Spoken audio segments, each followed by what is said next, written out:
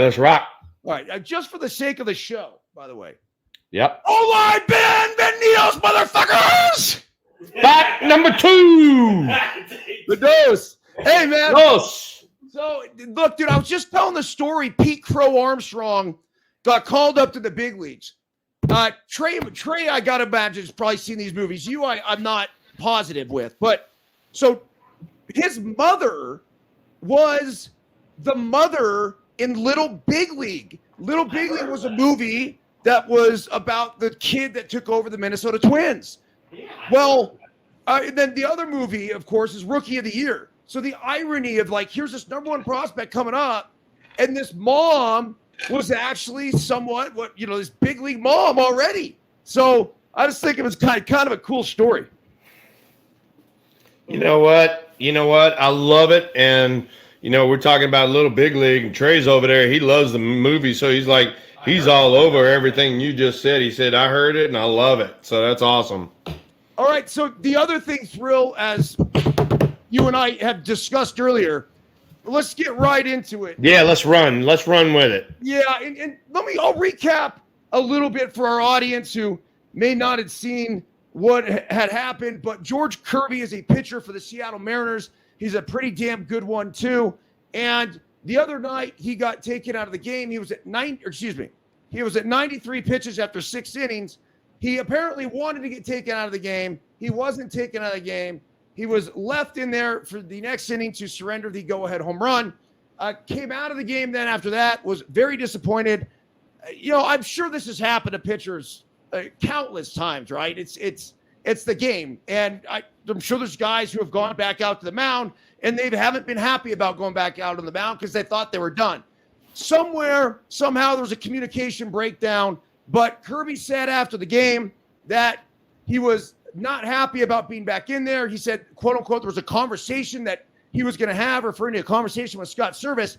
And then Roger Clemens, a contemporary of yours, a contemporary of mine, across both of our generations. He was the first one to come out on Twitter and basically say, hey, look, like that would not have flown in the old days, him, making those comments. And Roger was, he was pretty reserved with what he had to say, other than saying that would not have flown in the old days. And then he said, what do y'all think? So, Thrill, let's start with you. What do you think? All right, so you know me. I'm old school. I'm going with Roger Clemens. So here's the thing. You're a starting pitcher, all right? Your job is to pitch, okay? Scott Service's job is to manage, all right? You're at 93 pitches, 6 innings, whatever, okay? Who knows what the situation is behind Scott's, decision. He might want to save his bullpen a little bit more, whatever it might be, okay? So now what happens is this kid thinks he's going to be taking out the game. He's not mentally prepared to go back out there for the 7th. He goes out there for the 7th. He's not mentally sharp. Leaves the pitch out over the plate. Whack. Homer. All right? Look, and on top of that, he comes out and admits it to the press. Look, if you don't want to be a big league pitcher, if you want to go 5 innings and wuss out, well then, sayonara, sucker. Get off the mound. All right? And if you're going to be that kind of a pitcher, go up to your manager and say, I'm going to be that kind of a pitcher. I don't want the ball after 90 pitches, which Roger Clemens, me, you, we want to be in the game. We want to control the game. And so for me personally, I'm kind of taking it easy on that guy, but there's a lot of adjectives that I could use that would not describe him in a very good light right now. Yeah, it's funny because I sounded off on him a bit, and then I also read his comments that pretty much retracted what he had said before.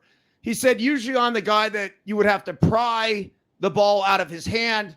I don't know what got into me. I don't know why I said what I said. I talked to Scott Service. I apologize. And this was a point that I made when I talked about it on the Daily Hustle. And then apparently there's an Instagram clip that was just made right before the show that was sent out that I sent you. And yes, my initial reaction was that George Kirby is a fucking pussy. But That was one of the adjectives that I was going to use. Right there. Right there. But I also said it's kind of like the millennials and the Gen Zers and whoever else. And when we want to say that we have a problem with America's youth, there's some accountability that needs to take place on those who have raised those children. And somewhere along the lines, we, as a baseball society, have fucked up because we've trained these guys that used to be marathoners, and we've now made them sprinters. George Kirby threw 153 pitches in fucking high school. 153. And now he's going 93. And he's like, dude, I can't go anymore. And then immediately we foster this environment where, yes, it's okay to tell the truth, and I like that. And I in that part I do appreciate from George Kirby because he didn't hold anything back. But where the fuck is his accountability? No shit. And on top of that, your job is to pitch. Shut up and pitch. All right? Quit being a wuss, as you said, and I quote very nicely, a pussy. Quit being a pussy and go out there, take the ball. Scott Service is giving you the ball. Go out there, take it, and earn the W.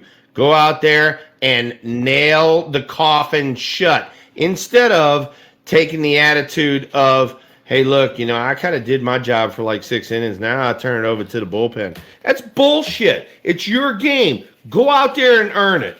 Hey, be a big boy. You want to be a major leaguer? You want to be treated like a man? Go out there and freaking earn it. God damn it. I couldn't imagine never wanting an at-bat. And so it's funny because you and I both know we've had those at-bats where let's just say every time I'd say 0 for 3, 0 for 4, like whatever, I'm like, give me that fucking fifth. Give it to me. I'm like, I'm getting a knock. Like that was always my mentality. And if I was 3 for 3 or 4 for 4, I'm like, I'm going 4 for 4 or 5 for 5, whatever. I don't give a shit. Give it to me.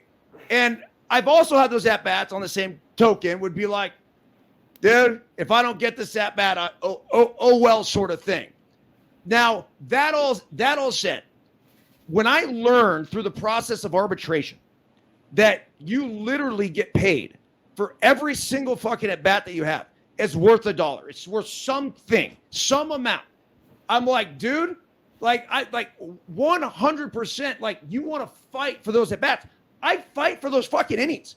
Even though he gave it up, that's still, every out that he gets matters. And he can take that shit to arbitration and free agency. Yeah, and on top of that, if you are looking at the big picture, and this is what you and I talked about, let's say Scott, because I don't know what happened, previously. I don't know if the last 3 games beforehand, their bullpen's getting beat up. Okay, I don't know that, but your job is to pitch. Your job is not to make excuses as to why you can't pitch after throwing 93 pitches and having the lead. You want to take that ball. Flip side of things, as a hitter, okay? And you and I have talked about this before. You could be 0 for 3, 0 for 4 with the worst day on the face of the planet. You could beat some shit in the ground. You can have 3 strikeouts, whatever it might be. You come up there in the 8th, 9th inning with the winning run on second base, all of that shit's out the window, dude. All of that's out the window. I am going to win this game. I need this at bat. Same mentality you need as a pitcher if, hey, look, the manager, all right, look, I might not be into it, but the manager said go back out there. I'm going to freaking flip that switch, and I'm going back out there, and I'm going to dominate this inning. So the other night, it was the Texas Rangers. I believe it was Adolis Garcia was 0 for 4 with 4 strikeouts and then came up for his 5th at bat and hit a game-winning walk-off fucking bomb. It's like, there you go. Dude. That's exactly what we just got there talking about. All right? And so that's from a hitter's perspective. All you got to do is switch it around and do the pitcher's perspective. I mean, hey, look, you think that Greg Maddux is going to come off the mound at the 6 innings with 90 pitches? Greg Maddux ain't coming out of this game. Greg Maddux is wanting to go 115, 120, whatever it takes. And if nobody's getting on base, he's going to just keep staying out there. And so, that's the kind of situation that you want. You want that mentality. And I mean, you can say whatever you want, and it is definitely the coddling of these new freaking ball players. Look, I think one of the worst things in the world is the pitch count. All right, you start and put. Yeah, I mean, you put 50 pitches on a guy or 60 pitches on a guy, and then you got to go yank him and go to the bullpen. You got these bullpen games, and these guys can only go a certain amount of pitches, and then take him out. And hey, look, I mean, suck it up, and then not only that, go out there and fire a freaking 100 pitches, fire 120 pitches, and get some freaking arm strength. That's first off, but then second off, know how to pitch out of jams. That's what's not happening now in these freaking games is people get in jams, and then all of a sudden you see them turn around and they're looking in the bullpen. They want to see who's going to come in from the bullpen and get them out of this jam. You got yourself in a jam. Let's find a way to freaking pitch out of it. Here we go. You said something about coddling, and I think that, I would call it the coddling of the big league arm at this point. And I understand that millions of dollars are at stake. I understand that they want to preserve the longevity of each and every one of these pitchers. But Tommy John surgery is at an all-time high. And so if we think that we're doing something right by having these pitchers throw less and throw harder, you are a fucking idiot. It's gotten worse. And so I'm like, what the fuck are we doing? What makes them think that all of a sudden this is the way to do it? Now, maybe they're not. And so the only thing that I can think, if I'm an executive in a front office or potentially a manager that is an extension of that front office making decisions on pitch counts and when to get guys in and when to get guys out, I would say that, dude, it's I'm trying to win the game at all cost. That would be it. Does that make sense? Like, if I think that that's the best way to win games, and by just throwing a guy in there to have him throw 100 miles per hour for fucking 20 pitches, you know what? Maybe I'd do it too, if I think that's the best way. So I don't know if that is the case, but it's not in the best interest of the pitcher. I can promise you that. All right. It's just not. Now, here's the thing. All right. You and I have talked about this, and everybody in the chat room knows this because they've heard me say it on numerous occasions. All right. When you are a pitcher, not a thrower, you know how to work both sides of the corner. You know how to make the ball move. You definitely want to keep the ball down because you want to have the ball put in play early in the count so that saves you pitches so that you can go later in the game. All right? The flip side of this is exactly kind of what we're talking about right here, which is these morons that are just grabbing it and chunking the shit out of it, right? And because you got guys in the batter's box that their timing might not be absolutely perfect, they're fouling your shit off. And what they're doing is they're running your pitch count up. All of a sudden, you can't go 4 or 5 innings and you're at 100 pitches, all right? Or even worse than that. You look at a guy like Max Glavin. I mean, those are just two of the guys. I mean, we go to Clemens. I mean, Nolan Ryan, even with all of the strikeouts he had, he came through the zone early in the count to induce contact. And then if he got you down, he started beating on you. All right? These guys come through the zone early in the count to get the ball on the ground, whatever it might be, to limit their pitch count so they can go further in the game. Now these guys are chunking the shit out of it. They lead the ball out over the plate. They lead the ball up. Ball gets fouled off. Ball gets fouled off over here. All of a sudden, you look up, you got a freaking 10-pitch at bat instead of being out of that son of a gun in 3 pitches. don't guys take pride in that? Like, that was a big thing, man. Like, I remember Tim Hudson. If he was out of the game before the 7th inning, it was not a quality start. I remember him telling me that because it was 6 innings, 3 runs, quality start. He's like, dude, fuck that. I go 6 and 3. Like, I'm not happy with that. Zito the same way. Dan Herron the same exact way. Mulder, who worked at a pace unseen. He'd be a darling for the pitch clock. The same way. Like, these guys, every time they took the fucking ball, they wanted to go the distance. Boom. There you go. So now, you and I have talked about it before, and somebody even brought it up in a chat room way long time ago. But, talk about like Big Daddy Rick Russell, Yeah. A guy in Cincinnati, Tom Browning. Dude, Rick Russell and Tom Browning hooked up. We were in Cincinnati. Big Daddy and Tom Browning were on their game, dude. We were an hour and 15 minutes. We were in the 7th inning. All right? These guys come through the zone, initiate contact, let your defense do the work, get back in the dugout. I spent more time running in off the field than I did out on the field. Dude, that was such a fun. The 80s was such a fun game. It really was, man. I mean, the stolen base. No one was slide stepping. You still had some homers, but there was a ton of execution and shit. The pitchers were savages, and the balls moved like I've never seen fucking balls move. Trey's got a question Mr. for you. Byrnes, I heard that Quinn in June this year, Quinn Matthews of Stanford tossed 156 pitches and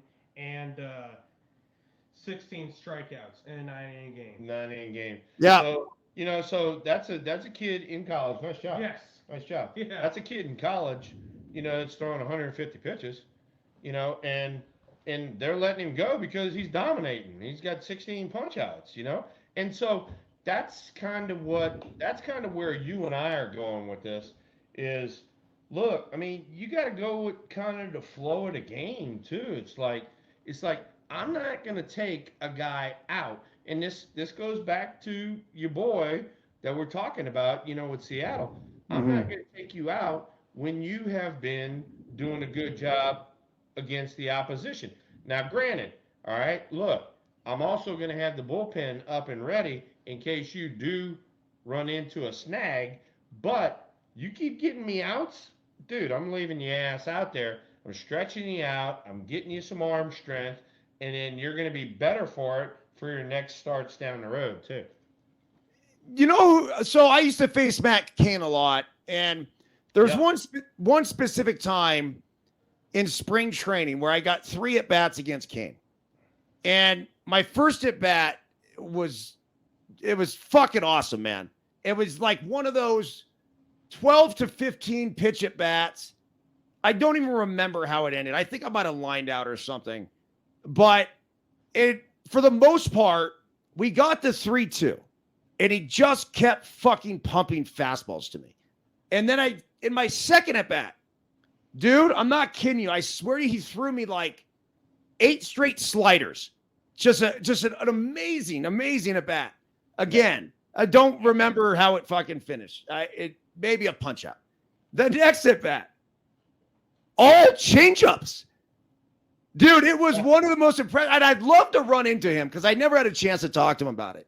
But it was just execution at its finest. And it was a guy going, look, here's my heater first time. Here's my curve. And then, I was mindfucked because I'm like, dude, I've seen every pitch, right? I've seen fastballs and sliders. And then basically all he threw me the last at-bat were changeups. I would take pride in that as a pitcher. Like, I would love that, right? Different ways to get a guy out. Yeah. And anyway, I don't want to beat a dead horse on this thing, but ultimately I do believe that this is the generation that we live in.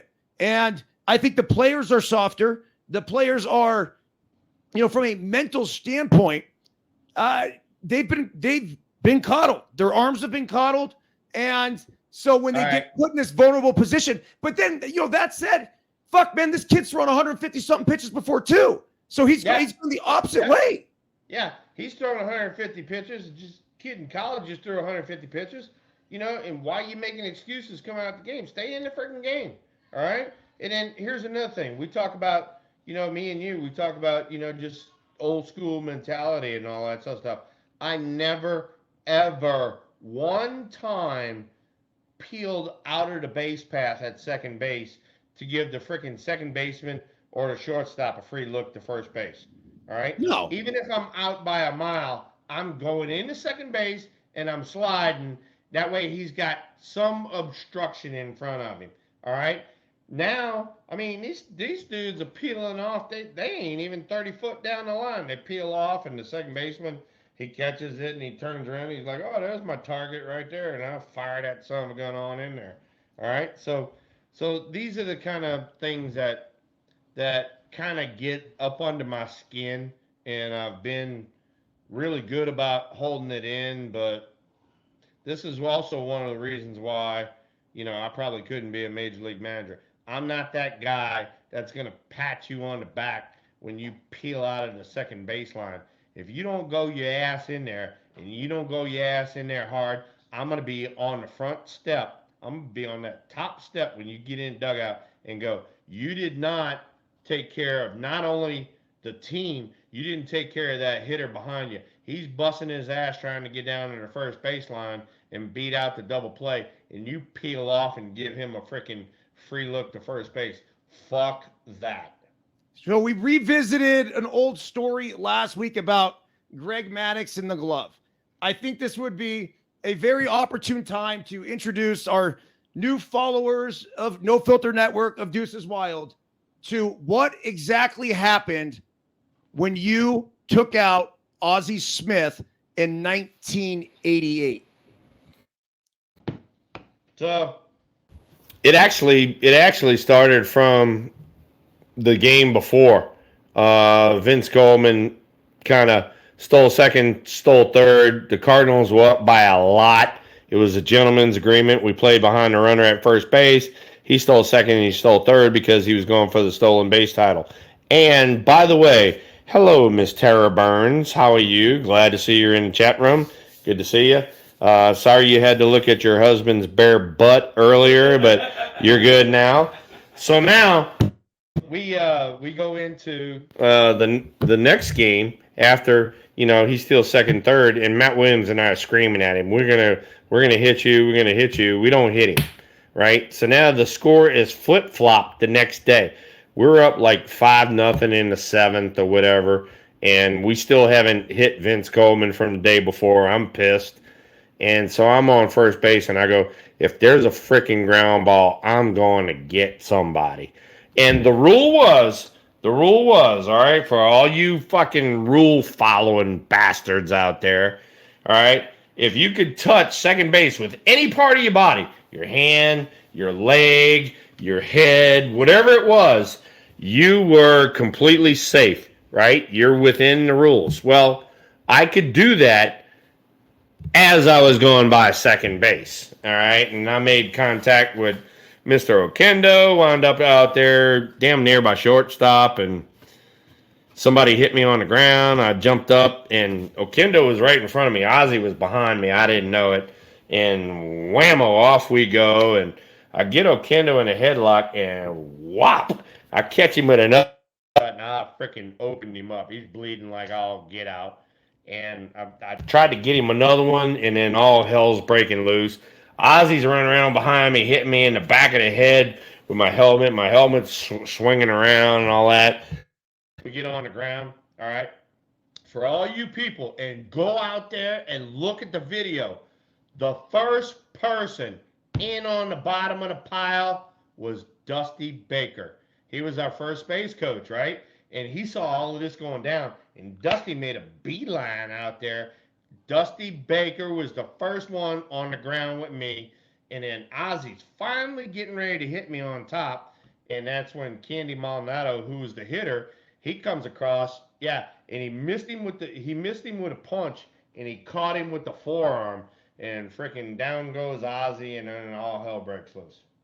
So, dude, I mean, it's one of the most iconic clips in Major League Baseball history. Yeah. I can't go a week without it somehow reappearing in my Instagram feed. But you told me something when we first talked about this and first started Deuces Wild. And it was that Bob Brenly had a distaste for Ozzie Smith. Yeah. And apparently Bob Brenly came out of nowhere. We can't really see it in the video. You can't make much of it. But he absolutely fucking bamboozled Ozzie. Is that true? Yeah, he poleaxed Ozzie. And so you got like Will and Dusty in the pile, and Ozzie's like over here, and our bullpen was coming in. Bob, like you said, Bob Brenly hated Ozzie Smith, and he jumped on him and whop, he smacks him, and Ozzie goes down on a turf, and his head pops right back up, whop. I mean, and it was funny to watch it on video back then because they kind of showed the whole thing. It was like bump, bump, bump, bump, bump, bump, bump, and Ozzie's all cut up and he's bleeding, he's bruised and all that. And me and Okendo get up off the ground, I like I said, I caught him with that one good uppercut.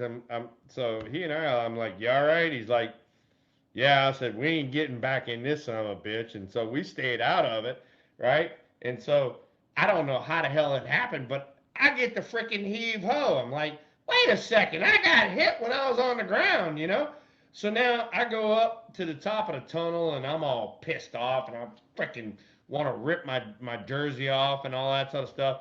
I get up to the top of the tunnel and the pitcher's name was Scott Terry and the hitter was Mike Aldretti, the bench coach of the A's, right? Yep. And they freaking Scott Terry throws up over the top of Aldretti. Here we go again. I turn around, I go right back out on the field. I got ejected for the second time. I got ejected twice in one game, which might be a MLB record. So, dude, funny stuff. So, do you remember?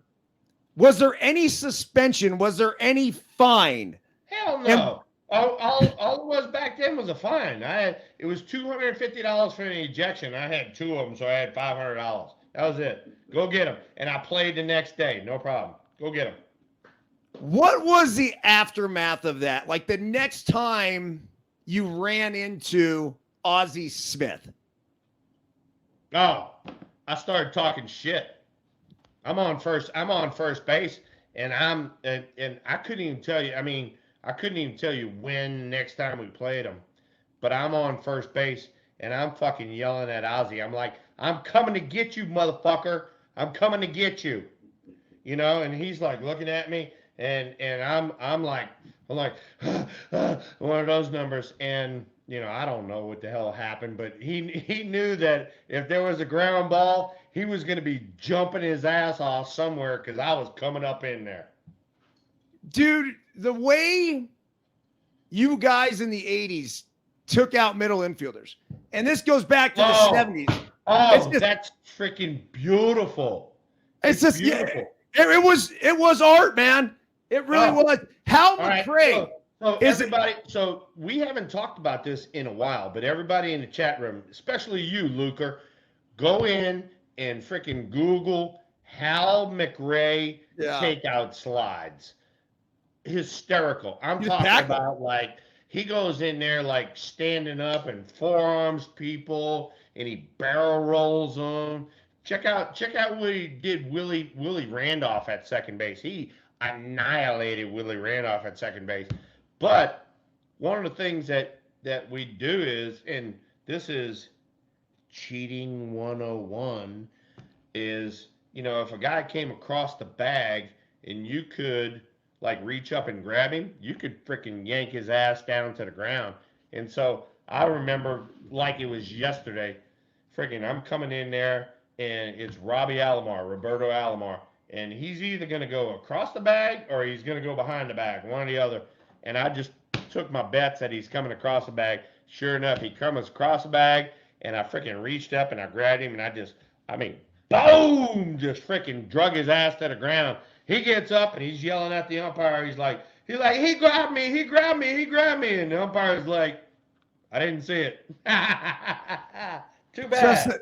It was just so different, man. Like, even so when I played, they started to basically say you have to slide straight into the base, right? And Yeah. so, but contact was still legal. Yeah. But and then once Chase Utley broke Ruben Tejada's leg, it's pretty much all the rules fucking changed between that and Buster Posey and everything else. But I would slide into the second base bag. And when I originally did it, and I got to the big leagues, I'd fucking go in hard, kind of like how you did when you took out Ozzy. Yeah. And I'd go way past the bag and I'd fucking slide late. And then Brandon Phillips, since it was playing for Cincinnati, he had just gotten called up, and he comes down and drops a knee on my ribs. And I fucking played with a broken ribs for like 3 weeks because I happened to be on a killer hitting streak. But basically, after that, I'm like, fuck this. So every other time I'd go in, I would slide straight in, and then I'd barrel roll, and I'd come up like if the mic was a person, it was just like, gah! And I'd hit him. And it was probably the most efficient and effective way to break up a double play, and got a ton of fucking dudes from it. So here's one, and here's another YouTube video for you guys. Google Albert Bell taking out Fernando Vina. Oh, good God. All right. So now the rule is, and I was taught this the first day I got into pro ball. I signed a contract.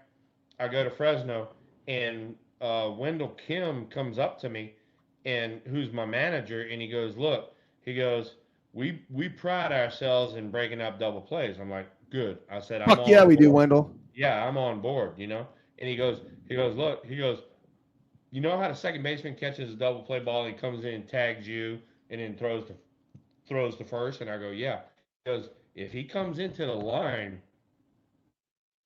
he is eligible to be taken out. And I go, really? He goes, yeah, he's in the base path. He says, he's in your base path. He intruded into your line. And I go, all right, that made all the sense in the world. I swear to God, it didn't happen maybe 2 days later. Same thing. I'm on first, grounded to second. Here comes second baseman to try to tag me to throw to first for the double play. And I freaking slide in the middle of the line and freaking dropped his ass. And yeah, they get me out, but they don't get the double play. And so now you fast forward, and it happened to Albert Bell with Fernando Vina. Fernando Vina comes in there, and he's a little bitty old dude. And I played with Fernando in St. Louis, and he's going to tag Albert and then throw over to first base. Albert freaking like forearm shimmies his ass and all that. Perfectly legal, dude. You're in my freaking line. Yeah. And so that shit does not happen anymore. It is not taught. And so if you guys ever see that in the future moving forward, anytime that fielder comes into the base path and he comes into the runner's, I guess you want to say lane, he is eligible to be taken out, and you can take him out any way possible. Albert Joey Bell. What a beauty. Give me a story. You got to have something. Oh my God. All right. So probably it's a story that you guys have heard, and everybody like calls it taboo or whatever, but freaking Albert gets caught with a loaded bat, and he's playing, I think he's playing for Cleveland, and they're in Chicago, so they're playing the White Sox, right? Mm-hmm. And the reason that I know this is because I played with this guy. So Albert gets caught with a loaded bat. The umpires think it's loaded because he hits a bomb 450 feet, and it sounds like you hit it with a wet newspaper, and so they confiscate the bat. They go put it in the umpire's room. Yeah. Well, Jason Grimsley, yep, who's a reliever for Cleveland at the time, goes and crawls through the frickin' the little ductwork and shit like that in Chicago, goes into the umpire's room, retrieves the bat, and I don't know whether he got back into ductwork or whatever he did, but the bat is no longer in the umpire's room, right? And the bat mysteriously disappears. And I know that for a fact because I played with Grimsley. We had a bunch of beers. We talked about it. and Albert took good care of Grimsley after that, monetarily. Dude, Jason Grimsley told me the same fucking story at a Mexican restaurant, La Barca in San Francisco in like the mid 2000s. I couldn't believe it. And this is before the story had really kind of become public because, I think as time went on, whether, Grimsley, look, dude, what a fascinating guy. He's a black belt too, man. Yeah, he's a he's scary a bad motherfucker. dude. He's a bad dude. Yeah. Grims is a bad dude, but Grims and I, hey, look, we're like two peas in a pod. I know you and Grims are two peas in a pod. Oh, and by the way, do we have an advertisement for 818 Tequila, proud sponsor of Deuces Wild. And guess what? We do not rap what we don't fucking drink. So cheers to all of my friends. This past Ozzie Smith getting blown up segment and a brawl story brought to you by 818. Cheers, Thrill. 818 Tequila, and from the guys in the South that they took care of the Thrill with the alligators today. This is brought to you by Jack Daniel's Single Barrel that has bit the dust today. So, boys from the South, love you guys. You guys are the freaking best. Hey, and let's not forget KT Tape, Thrill. This is Skin Prep Wipe. It is. What is that for? What is that for? Well, this is for those muscles that you use so diligently when you're shooting guns. This is Pro Oxygen Tape, along with blister prevention for all the miles that you run. But wait, how did you know I run miles? There's more, because here's the Chafe Safe. You definitely need to keep your package safe. You need to keep it tight. That's what I need. Fresh. That's what I need. Why did you not send me the Chafe Safe when it's 1,000 million degrees down here? And needless to say, I am sweating my balls off. Why did you not send me that? Chafe Safe is coming your way. The people at KT ladies Grill, and gentlemen, hey, we great might friends have of the a fucking new program. sponsor. We might have a new sponsor. We have it. We'll go out there and look down some Chafe Safe. It's on, dude. It's on. So, hey, Giants going on as well. And so it's 1-0. Cleveland loaded the bases up in the first inning, and they apparently scored just one run. But the Giants are on a fucking roll right now, dude. They've won 4 in a row. Dude, 4 in a row. Lamont Wade did a great job yesterday. We had a little walk-off in the extras. And, hey, look, they're fighting their asses off. And I fucking love it. I really do love it. Because we've seen the highs and lows and all that sort of stuff. But we were even talking about it. I got a buddy in here, Ricky H, right now. And, we went alligator hunting with Jared and the boys from Reno, Nevada, right down from you, Jack. And they said you need to come out there with them. But here's a big thing. We got 18 games left. So this is game number 18 right here. And we got 16 games within our division. We got the game tonight and then a game tomorrow against the Cleveland. And then after that, we're in our division to make the playoffs. And this is the beauty of baseball. You play 162 games, you play a full-ass schedule, and you wind up in your division to find out who the hell is going to go to the postseason. So I love this time of the year, and the Giants are starting to play a little bit better.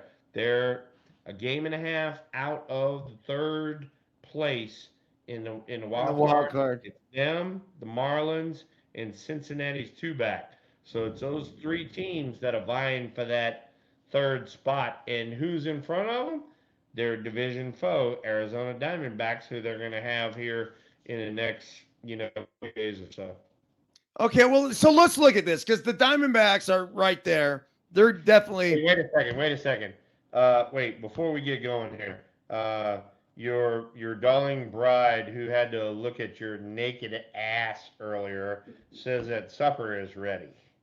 And that is because we had the technical difficulties that we had before. We got 10 more minutes. Huh? We got to take it All to right. 7:30 at least. Let's 10 go more 10 minutes, more minutes. Tara, before he brings his naked ass to you. That would be some we go. kind of sight There at we the go. dinner table. I'm just relaying shit that I'm saying in the chat room. That's how. So it she's works. right. Well, Thrill called today, and I was literally hopping in the shower, and I was grabbing my phone to text you when you called, and I was gonna say, "Yo, dude, let's," because I know how punctual you are all the time, and I was gonna tell you 6:10. I just got home from pickleball. I just got home from the batting cage.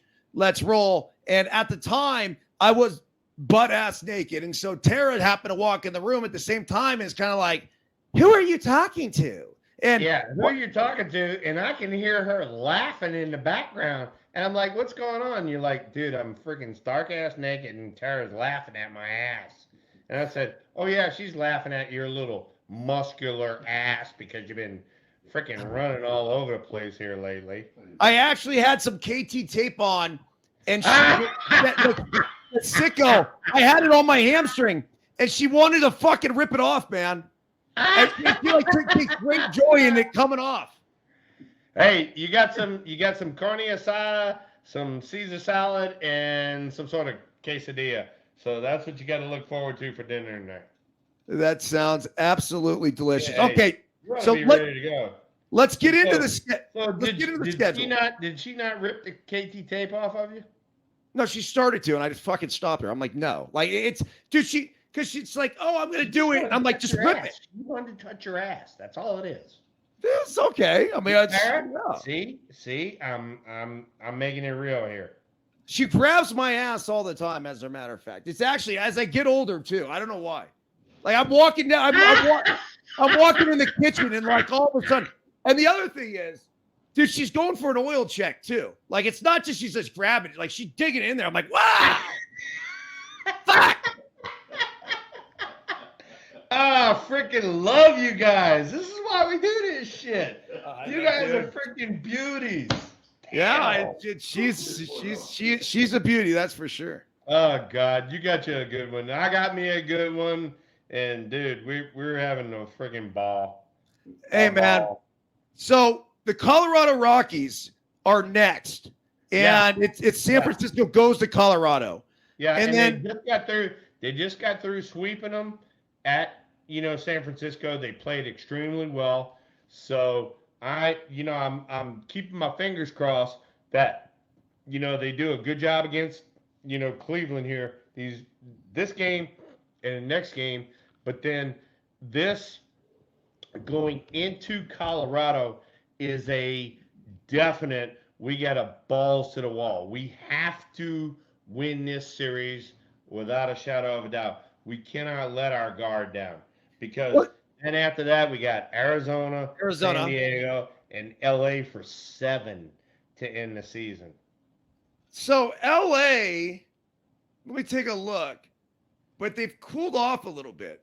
Like San Diego got them last night, and let's see here in the standings, they've actually, they're 4-6 in their last 10. They're still that much better than everybody else. So they're plus 169 on the run differential, if you're into that sort of thing. You know what? I mean, that run differential is kind of weird. You and I have talked about it before. It's like, teams are in first place have big run differentials, but then all of a sudden you look at the teams in like the middle of the divisions, and some of them have like minus run differentials, some of them have plus differentials, and it depends on. I mean, I hate to say it, but it depends on how you win and lose games. Yeah. If you win them by 1 run and you win a bunch of 1-run games, but then when you lose by 8 runs, it's going to be kind of skewed. You know what I'm saying? The Padres are plus 64 in the run differential. Giants are minus 6, and the Diamondbacks are minus 17. That's an impressive job of coaching from Torey Lovello, though, right? Yeah. Fuck. No, he's done a real good job. And he's done a real good job with the team he's got and the youth movement that they're doing over there. Yeah, no doubt about it. Okay, so with them chasing down, how about Matt Olson? By the way, his 51st fucking homer, He had, he 51. had two. He had two yesterday. We actually Trey had the game on, and I watched him. I watched him hit, 49 and 50, and he hit evidently 51 today. Dude, if there's an MVP, I mean, and the way the Braves are playing, this ought to be a freaking walk in the park. Okay, so I mean, here's that the ought to be a problem, walk though. in the park. Here's the problem, though. And you're in Braves country. Basically, the whole South is fucking Braves country. But you have Ronald Acuna, who's having a historic season. He might go like 40-70. And then you have Mookie Betts killing it in LA, along with Freddie Freeman. So you have all four of those. But I'm totally with you. Like, how do you discount Matt Olson? He's a distant fourth place. Like, people would have told you that when it comes to the MVP. But, man, he's just continuing to do it night in and night out. Yeah, I mean, he's gonna. I mean, you guys, Luker, pull up how many RBIs he's got.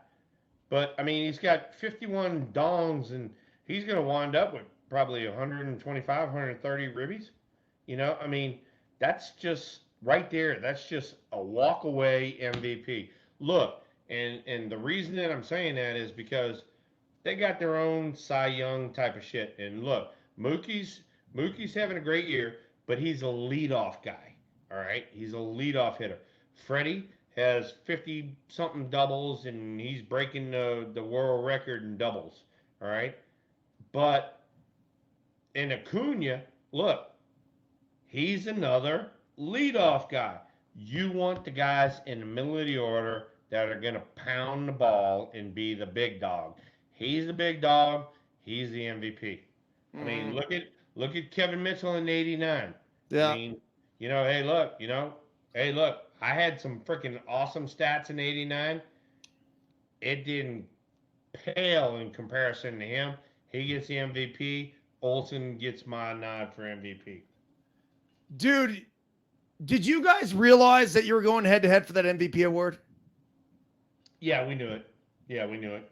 And Luker, thanks, Steve, appreciate it. He just dropped a 127 on me right now. Holy shit. As far as RBIs, I mean, he's 51, 127 now, and he's got 18 more games left. He might. I mean, if he gets hot and freaking Acuna and all of them get on in front of him, he might have 150. He might have 150 RBIs, and then that is next level. Hey, so last night in the Giants game, Blake Sable came up in the 10th inning. They were trailing by 1. He had a base hit up the middle and then stole second. And then that's when Lamont Wade Jr. had the game-winning hit. Yeah, but how wait, big wait, has wait. Blake Sable been, though? Freaking Cleveland's pitcher had a balk, and Boston. Yeah. Yeah, Did you see that? I didn't see a balk. Did I miss something? I didn't see it either, but it must have happened because you know how they click the TV views and all that, and it must have been in between the clicking.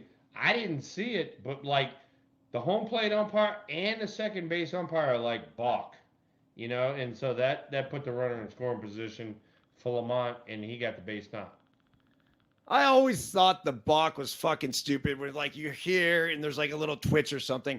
If you're trying to deceive the runner, like the no stop shit, that should be a balk. But other than that, like if a guy wants to go here, like that's not deceiving a fucking runner. Yeah, no.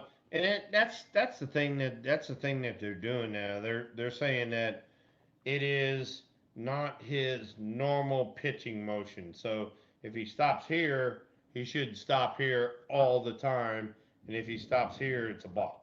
And so I think that's what they got that kid on last night. All right, Thrill. Well, we're going to continue to follow this game. I'm not letting you get out of here, though, before I walk over here and pull some random fucking card and hear a story about my random here dude. we go. One to close go, us ladies out. and gentlemen. Let's see here. You having fun? Yes, sir. Cool. Luker, you good, man? I wanted to make sure everything's going all right in your neighborhood. You've been on here for the longest, dude. I'm not kidding. It was the first fucking card I saw. It really was. I actually almost sifted through the cards because I'm like, man, maybe I'll grab someone else and say, have it be a little bit more random. But this guy is one of my heroes. This guy I had an opportunity to work with one time, and it was one of the coolest experiences of my life calling a YouTube game with him.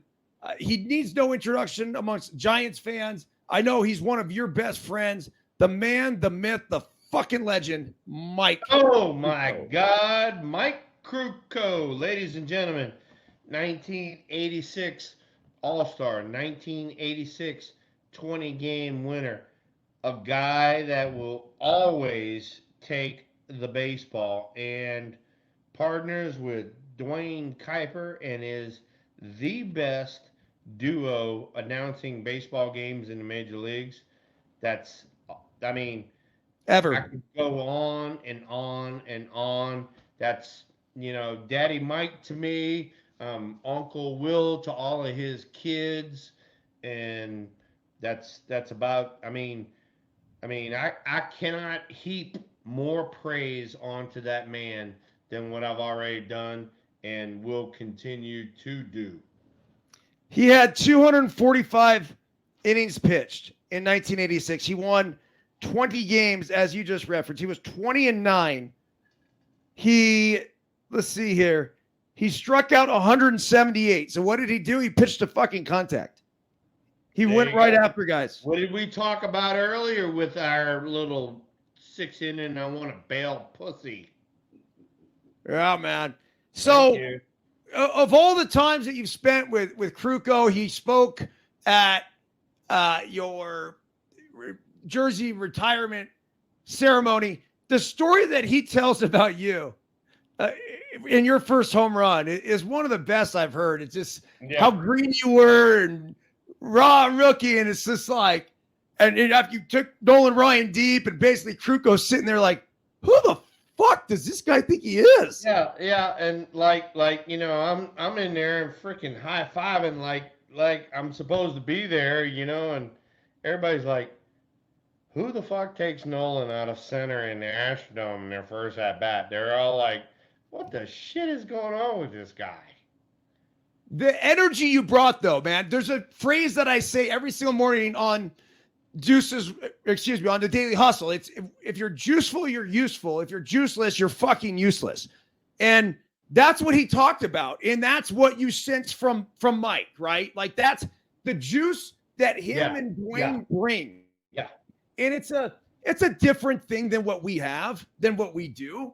But it's that energy. It's the wittiness. It's the sarcasm. It's just, what a fucking champion, man. But here's the thing. He and Dwayne, they are so freaking good. They are so professional that they cover everybody. And you and I have talked about it.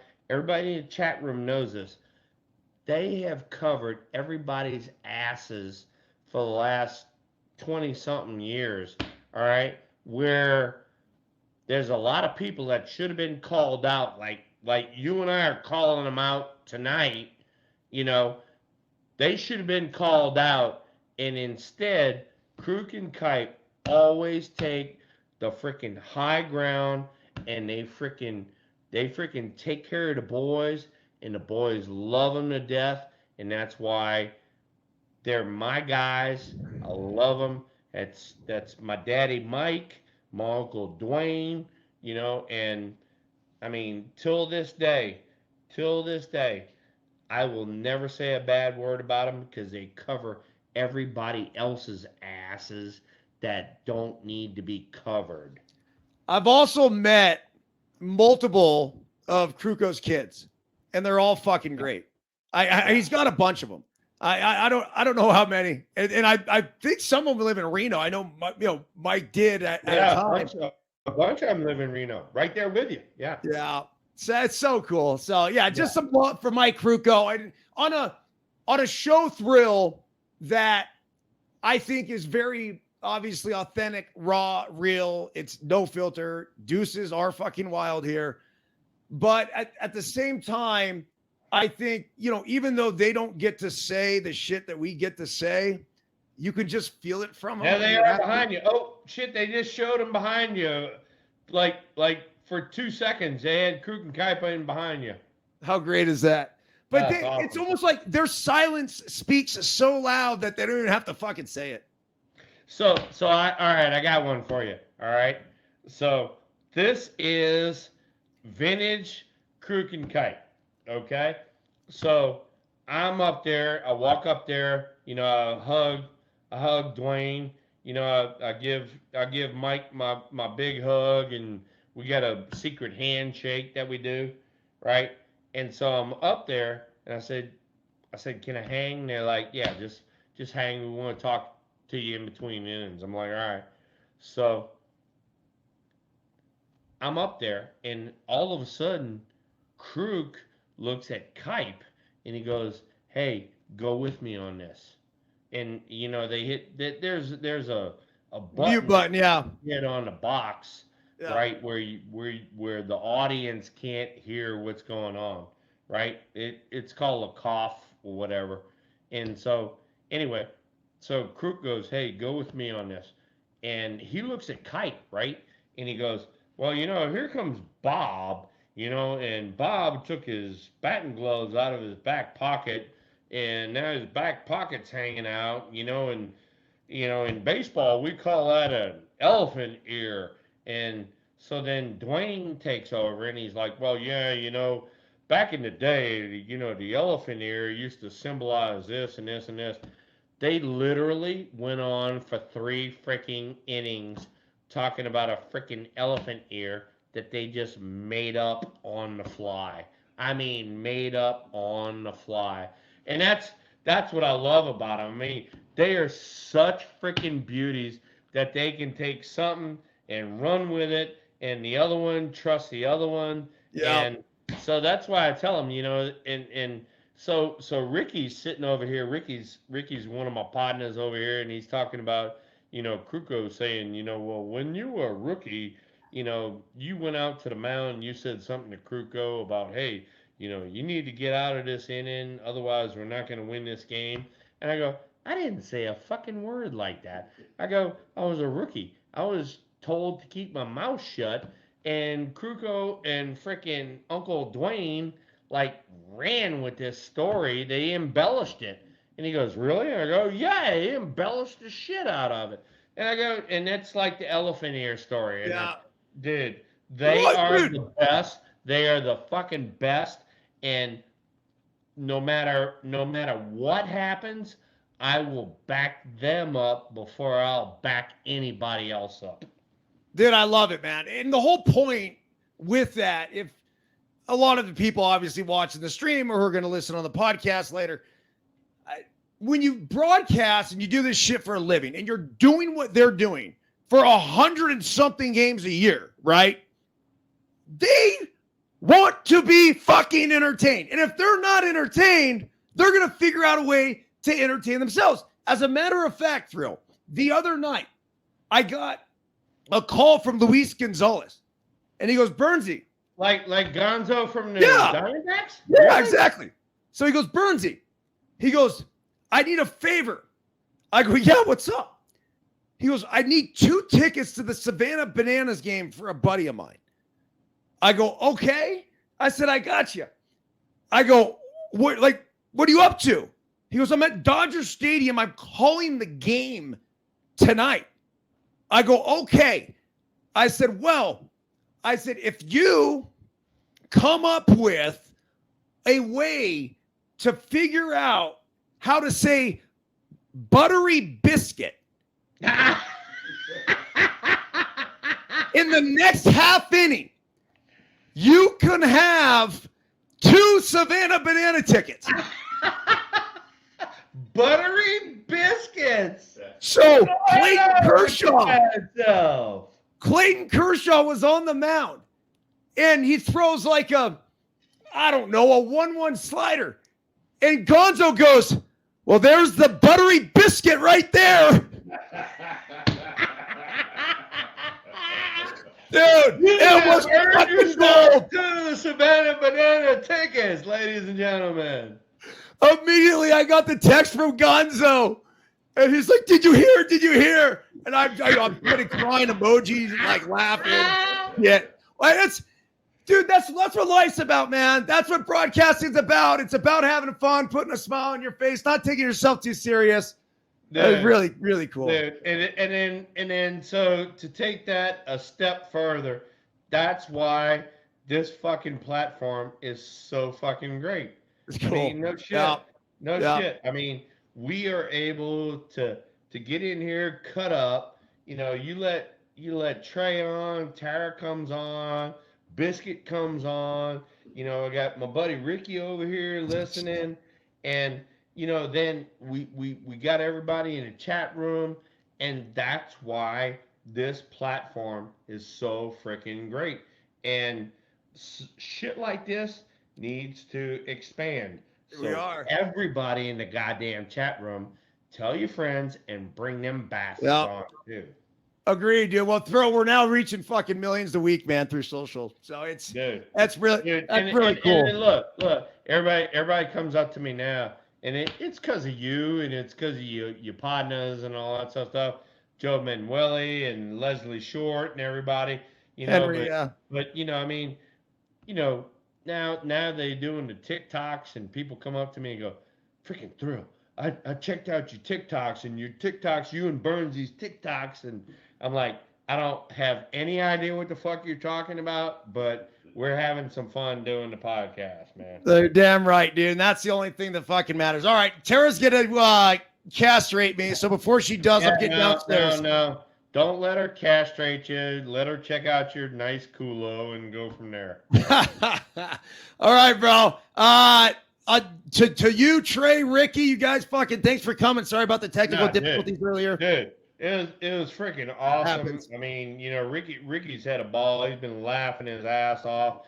And then you know, some of the guys from over there in Reno, right down from you, Jared and all those guys, they're actually in the audience. They don't know how to do all the chat room shit and all that, but they're listening. They're having a fucking ball. They came down here to catch some alligators. We caught 5 alligators here in the last 2 days. Seriously? And we're having a fucking ball, dude. You guys are psychos, man. We are psychos. We are psychos. But at the same time, we love you freaking guys and everybody in the chat room. Hey, look, everybody in the chat room, we know you guys not only from being in a chat room, but then jumping on a Knox and then meeting everybody in person and all that. Don't be afraid to bring all your friends on board. Bring them on board. Let's fucking go, baby. Let's fucking go. All right, next Tuesday, we on? Yes, we are on next Tuesday. I got no problems. All right, here we go. Awesome, hey, dude. Look, keep the fingers crossed. You know, the Gigantes do what they need to do in order to, you know, get in the middle of this shit. But because like I said, you know, they're gonna play the Guardians this game and another one, and then we go in our division. If they don't mop up in our division, well then it's over. Don't earn it. So. All right, dude. Well, have a fantastic fucking week. Go get yourself some more alligators. Dude, I'm going to do it. And tell Tara, Colton, Biscuit, everybody, we said hey, and love you guys, man. Love you too, brother. All right,